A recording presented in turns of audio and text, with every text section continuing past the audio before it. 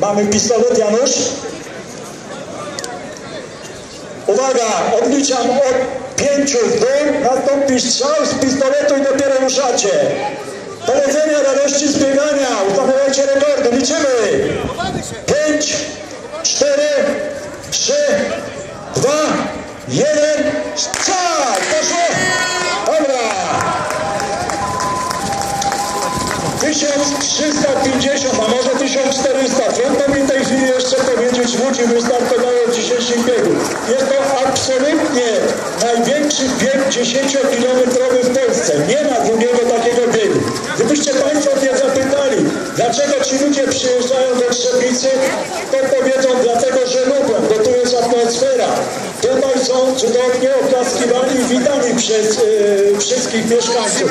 Tutaj się czują fantastycznie, mimo że sprawiają perturbacje dla miasta, ale przecież 1350 ludzi, może 1400 z całej Polski, od Gdyni, Antek Cichończuk przyjechał z Gdyni, całą noc jechał pociągiem. Pytam go, czy chociaż siedziałeś, no mówi, udało mi się z trudem znaleźć miejsce siedzące.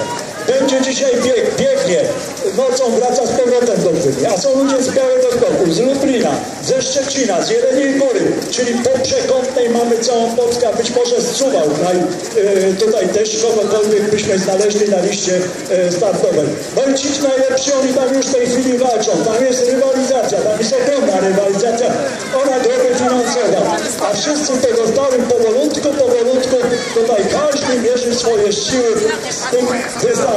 Jedni przyjechali po to, żeby ustanowić nowy rekord życiowy, poprawić rekord reguł ubiegłego. Inni przyjechali po to, żeby towarzyszyć swoim kolegom, koleżankom, żeby wystartować i uczcić zakończenie starego roku, a wejść w ten sposób też w sezon nowego 2014 roku.